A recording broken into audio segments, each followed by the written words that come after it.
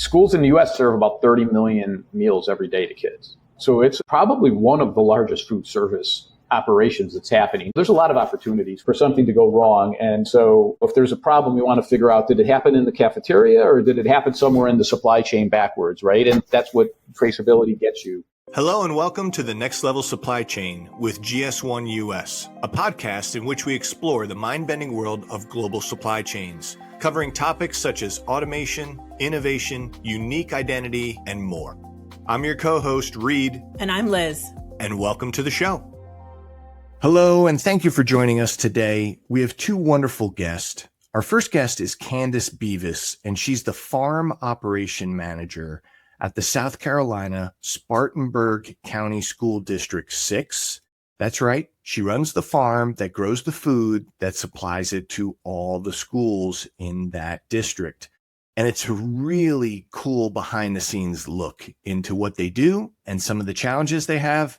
But I have to tell you, this story is a bit heartwarming for me and really kind of energized me. Our other guest is Jim White. He's the president and co-founder of ENSESO4Food. They provide traceability and transparency solutions that help simplify the FSMA 204 compliance for farms, fisheries, packers, distributors, food brands, retail markets, and restaurants.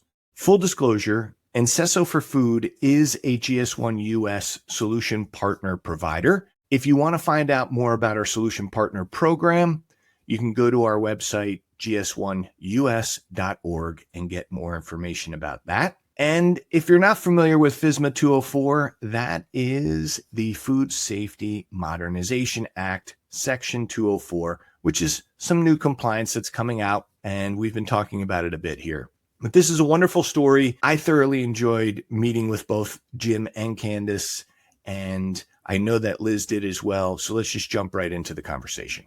Hey, welcome, Jim and Candice, to our podcast. We're really looking forward to our conversation. Before we dive into all of this information, tell us a little about your background and your current roles. Jim, I will hand it to you first. Thanks, Liz. Yeah, so I'm Jim White. I'm the president and co-founder of ENSESO4Food. We're the company behind a platform called Trakkey that does food traceability for everybody in the supply chain. It's built mostly around the structure of FSMA 204, but right now we're really super focused on what we call the primary source, the farmers, the harvesters. That's because they're the people who create the first digital twin for the food in the system. And until that information is there, it can't really be shared with anybody up and down the supply chain. So that's what we're focused on right now. Hey, my name is Candice Bevis, and I work at the Spartanburg County School District 6 farm. My background is not in agriculture. This is really more a second career for me. I worked as a nurse previously and then decided to go back to school for horticulture. And then towards the end of my time there, I had a really awesome opportunity to come and interview at the school's farm, which I didn't even know existed. So it really worked out, and I'm currently the farm operations manager here, and we serve 15 schools in our school district. And so we grow a lot of the food here, and then we ship it every week directly to the cafeterias. Now I want to go to our school system here where I am in Atlanta and be like, do we do this too? Because that's a really cool process. I know we're going to get into more questions. I have questions that aren't on this list, Reed. So yeah, sure.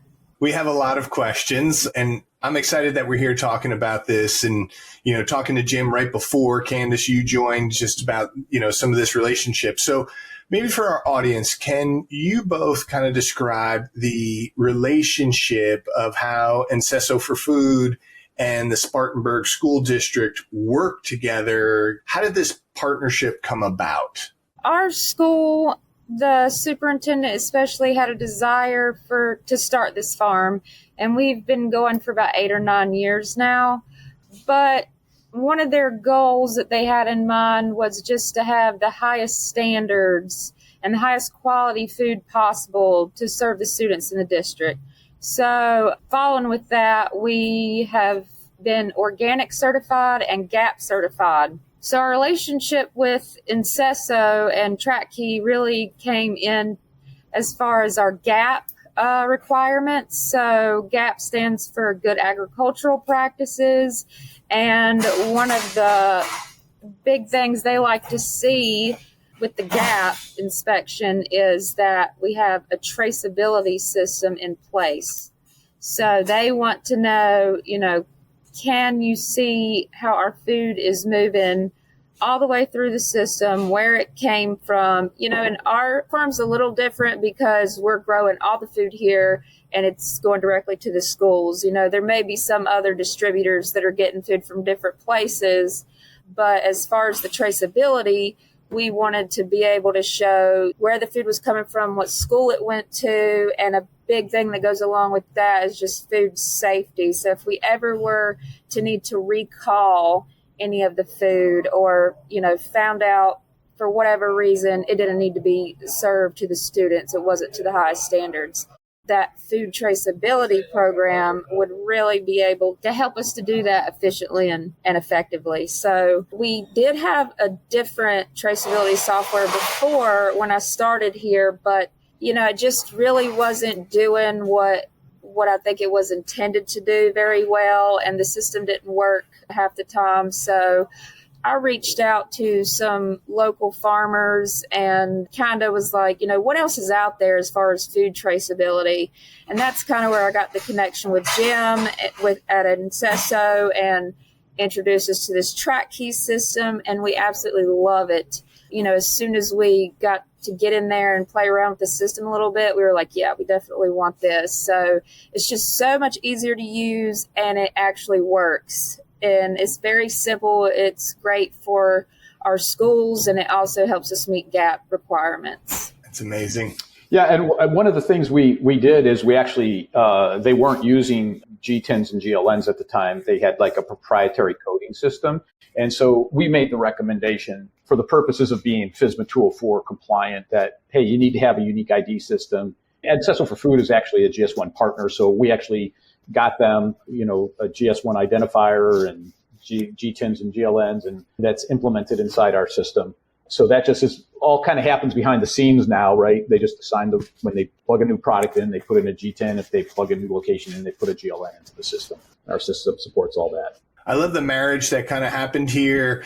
Candice, you were in need. You weren't getting what you needed. You went to the community. The community kind of gave you some networking. You reached out to Jim. Jim's a partner with GS1 US in our programs. His teams are getting educated. We're all kind of sharing this, Liz. It's all kind of coming together. We've been talking about FSMA 204 for a year now, a little bit more. More than that. This is a great example of all of it coming together. And coincidentally, there was actually, I think when we had started this, Candice had said, you should go talk to Feed and Seed because they were using some similar software. And I think they're looking too. And so we talked to Feed and Seed because they were partners. And so Feed and Seed is a food hub out of Greenville, South Carolina, that basically will get food from Spartanburg. They'll process it.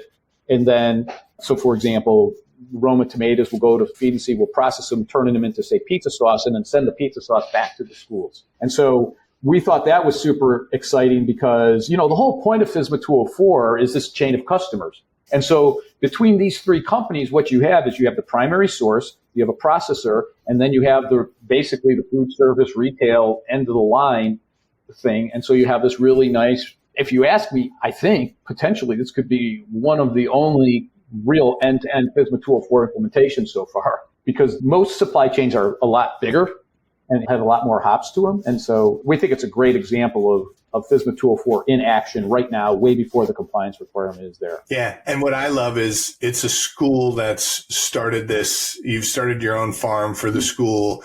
Like, it's our children. It's like, it's all of it. So heartwarming. We're good. Let's keep it going, Liz, before I tear up. I know. This episode is brought to you by AccuGraphics, who specializes in same-day barcode labels and EPS barcode artwork, and LS Speedia, a global leader in supply chain intelligence, with its OneScan suite setting the standard for DSCSA compliance. Thank you to our partners for making this episode possible. If you're interested in becoming or working with a GS1 US solution partner, please visit the link in the episode description.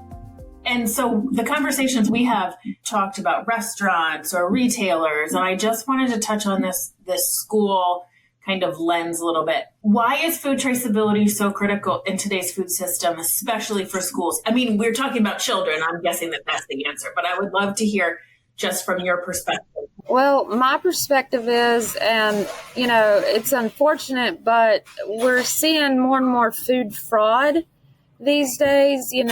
Companies, for instance, cutting honeys from honeybees with like cheaper syrups, or so many different ways that they can do it. And, I really think that this traceability software and us using it through multiple steps, even like as we're getting stuff processed, like Jim was saying, it makes it a lot harder for that to happen because it's so detailed and so in depth. Well, let me take a stab at that question from a little slightly different perspective. So schools in the U.S. serve about 30 million meals every day to kids, right? So it's probably one of the largest food service operations that's happening. And it's very fragmented, right? It's lots of schools, lots of cafeterias. I think you guys are probably, what's the student body there at the school? I'm going to say it's in the neighborhood of 12,000 kids. And how many schools did you say you had? We have 15 schools that we deliver to. Right. And so, that's just from an order of magnitude. And of course, obviously some kids are more vulnerable to, if there's a contamination, right? Kids and older people, those are your vulnerable populations, at least the younger kids for sure. And then, of course, if you think about the food service, you have a cafeteria, there's a lot of staff moving through there and the training, and there's a lot of opportunities for something to go wrong. And so, if there's a problem, we want to figure out, did it happen in the cafeteria or did it happen somewhere in the supply chain backwards, right? And that's what traceability gets you. For example, it could rule out the fact that the farm has a problem. You say, okay, we've looked at the farm is not the problem. We'll go look at the processor. Was there something there? And maybe it's probably, it's something that happened in a cafeteria, right? Some process, something like that. But getting to the source is the key. That's what the FDA wants with this rule, is how can I get to where the food was grown, touched, where contamination could have happened within a week or so that I can go and do some testing. Because if I get there 3 months later, they'll have done something to the field already, and you won't know if that's where it came from or not. Maybe you guys can shed a little light from both of your perspectives. And maybe, Jim, we can start with you, but how does your solution help Candice actually track the whole process, right? The journey, the compliance, the alerting pieces. Is this done on an iPad, a laptop, a workstation, a phone?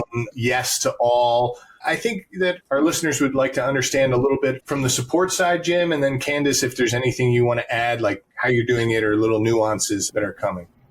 Yeah. So first of all, I want to give a big shout out to FSMA 204 as a rule, because it's really eloquent in that they've identified 7 critical tracking events, right? And each one only requires a handful of 7 or 8, 9 key data elements. So they're not asking for a ton of stuff.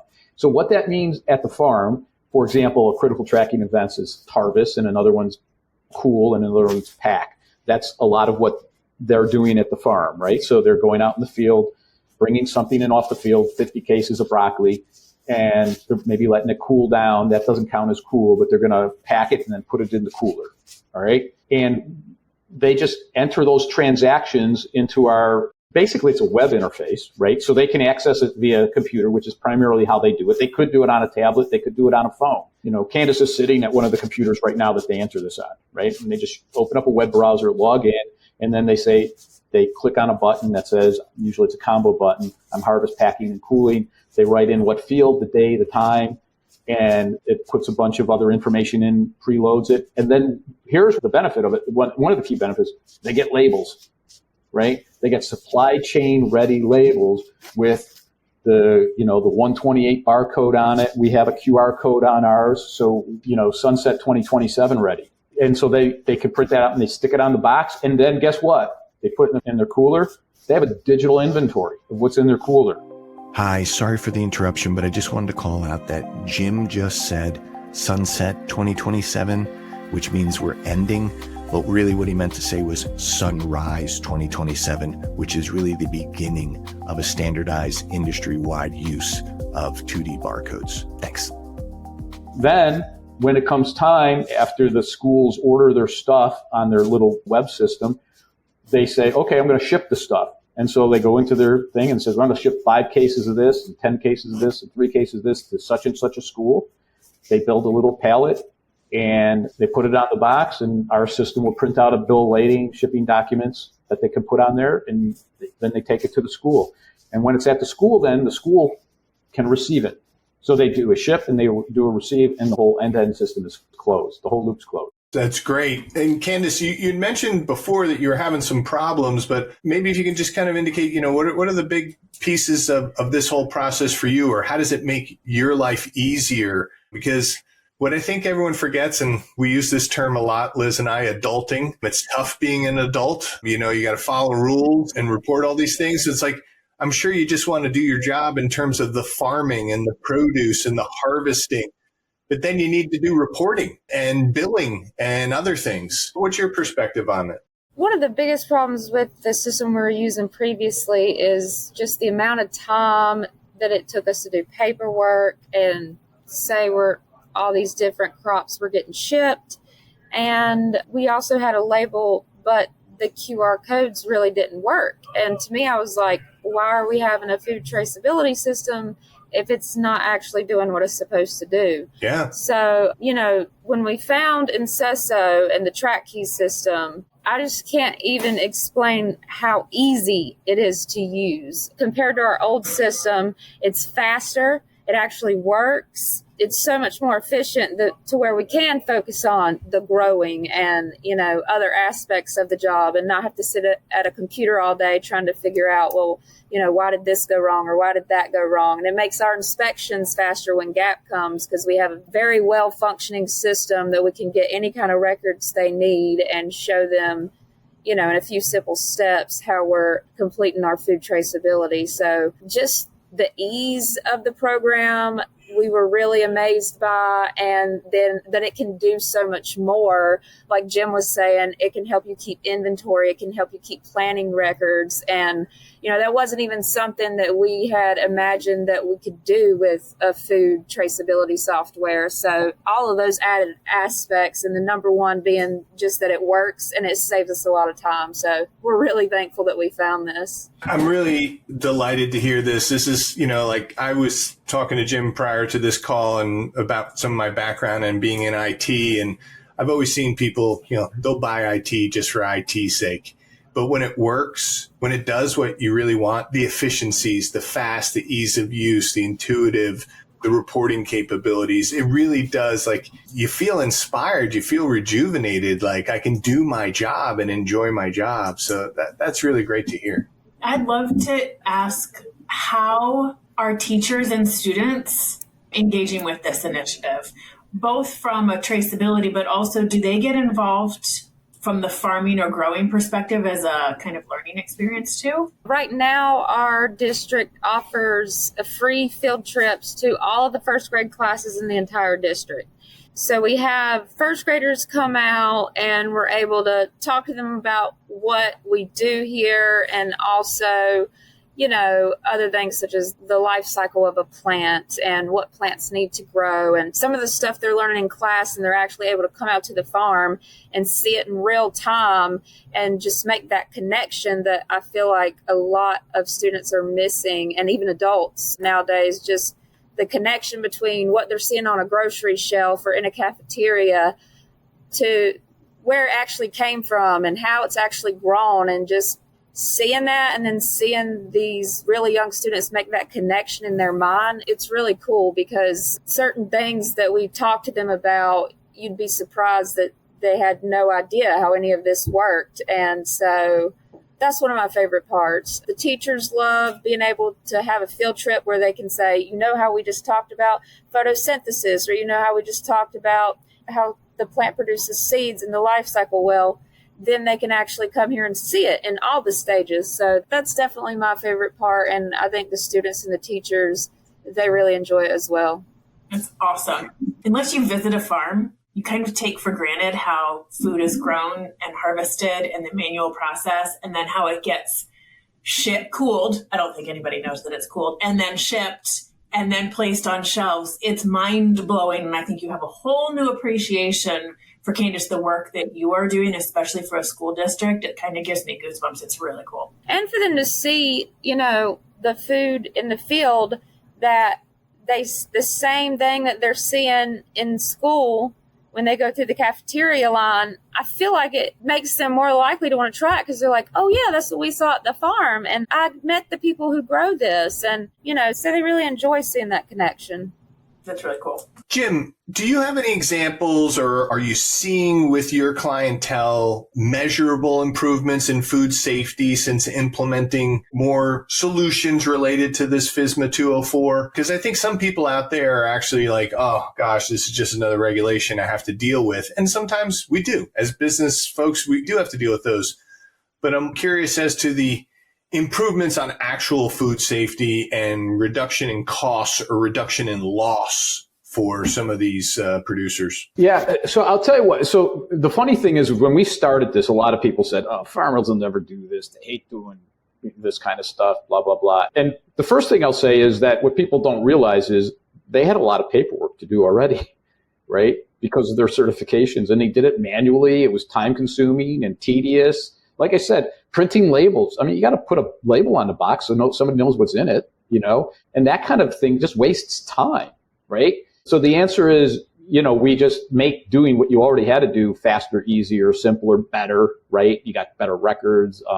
They're digital, so you can share them and you can, that sort of thing. And I'll tell you what, we've been really blown away by the reaction that all the people we've been dealing with on the harvester side, who, by the way, in reality, in general, this is the first digital platform that shows up in these places other than QuickBooks, right? Usually there's some kind of financial package. But after that, it's the first thing. And you know what? A lot of them come away and they said, I always knew I should do something like this. I just didn't know what to do. And when they see it, they're like, wow, this is actually pretty useful and it helps me. The other thing to the safety part of it is we walk you through the process, right? Not just you, but all the people on your staff, right? So you can't get a label out unless you put the data in. And that's what you really want. You want the label to put on the box. That's the thing. Nobody's going to receive it if you don't have the label, so you got to get the label out of it. And so we made that really easy. But because of that, the record keeping happens. It's not like I batch it or I store a pile of papers in a file cabinet somewhere that someday I think I'll organize.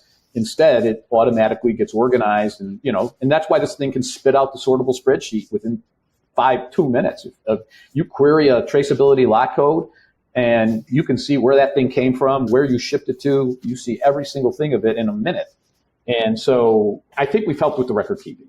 All right. And we've made it easier and faster. In order to do it, you have to follow the process. So you're enforcing good practice better. So that's my observation about it. And maybe Candice has some comments about how it affects safety. Just as far as the program with safety, it's so much easier to use. And then knowing that all I have to do is pick up a phone and call the school and say, all of your labels that have this lot code, pull it off the shelf. I mean, it just makes it so much easier basically to stop that very quickly. A very large sandwich company. There are many of them out there in America, but this is going back about 5-6 years now. And I was meeting with them and they were telling me they were just moving over to GS1 Standards because prior to that, it was proprietary. And so all the tomatoes they got coming in from all their different farmers were labeled as tomatoes. So if you had a recall on lettuce, which we've had a couple of times because, these things happen, like you have problems. This is normal, right? This is normal life. You have bad rainstorm, bad weather, something happens, something happens on a truck someplace, things happen that are not planned for. They're not intentional. But now because everything is labeled as tomatoes or lettuce, they have to recall everything. So everything comes off the shelf. And since they moved to serializing and, understanding this GLN goes to this farmer for this farm field, and now we have a recall and it's related to this shipping, the reduction is astronomical in terms of recall. Like they don't recall everything. We have great records. We know what's going on. We've been, disciplined in all of this, and we're leveraging the standards, and now we have to recall 10% versus 100%. And that is huge cost savings. As well as food waste. Yes. That cuts down tremendously on food waste. Yes. Thank you for bringing that up, because I think we're up to like 50, 60% food waste if you look at some of the, records that are out there. Just to comment on that, one of the things that they do at their facility is we created a location called waste. So if they don't have any place to send it, they ship it to waste in the system. Right? And then they give it to a farmer to feed their hogs or something like that. But then you have this, what did I ship to waste at the end of the year, right, at the end of the quarter? Right. And you don't just know what you ship to waste. You know every product you ship to waste. Yeah. Right? So I know I ship 20% of my G-tins in this traceability lot code to waste. You could track that back to, I planted it in August and I put in 10 rows. Okay, maybe I want to put in 5 rows next time, right? Because I wasted half of it.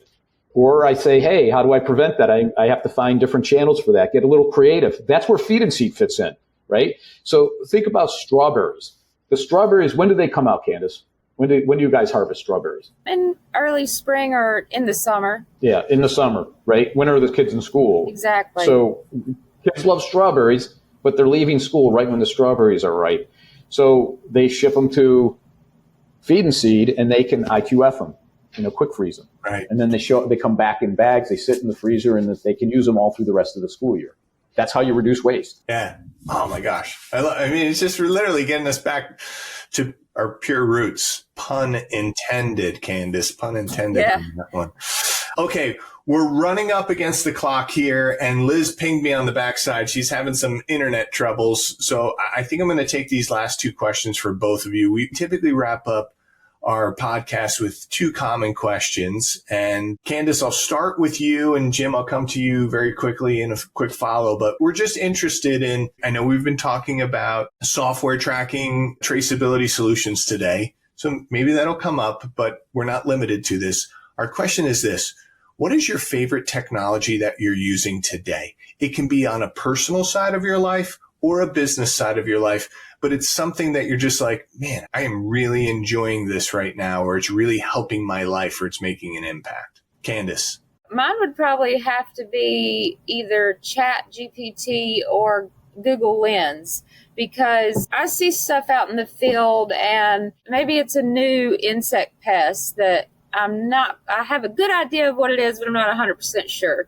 Well, I can post a picture, and if I'm getting all of this reinforcement, yes, that's what it is, then I don't have to second guess myself. Or even plant disease. We have a great relationship with the local Clemson Extension, and we can even send them plant tissue samples for them to diagnose what a certain disease is. And that works great most of the time. But sometimes if it's really aggressive, we might not have the time to wait for the results to come back. And that can take a couple weeks. Like, we need to figure out how to treat this now. So being able to post a picture like, okay, I think this is what it is. And then having that confirmed, like just having the information and the data so quickly and being able to make sound decisions based off of, okay, well, this is what I thought it was, and now I'm getting confirmation, so I feel safe to go ahead and treat this disease this way. So that's definitely my favorite.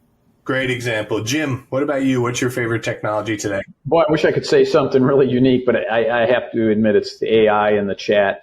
And, we're a startup, smaller business. And so what chat gives me is the ability to know something about things I don't know anything about really quickly. Yeah. Right? And get me into the general vicinity of what really matters, what doesn't matter, have the context of things. And so, whether it's in an area of a legal thing, in an area of an economic thing, in an area of a regulatory space, I mean, there's a lot of complicated regulation that touches what we're doing. And I can at least understand the context of it because of that. Yeah. Right? Really quickly. It is amazing. It's like having the best librarian and consultant all together in one spot. It's amazing.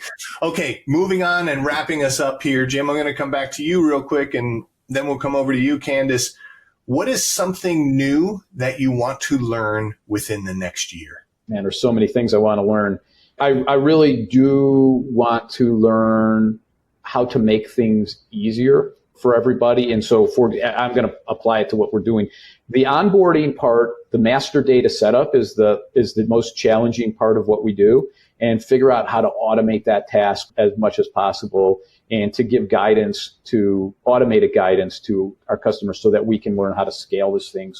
But there's millions of farmers, right, that have to be FSMA 204 compliant, right? And a lot of them are small operations. So we have to figure out how we can multiply ourselves and, get a lot of people on board using systems like this. Awesome.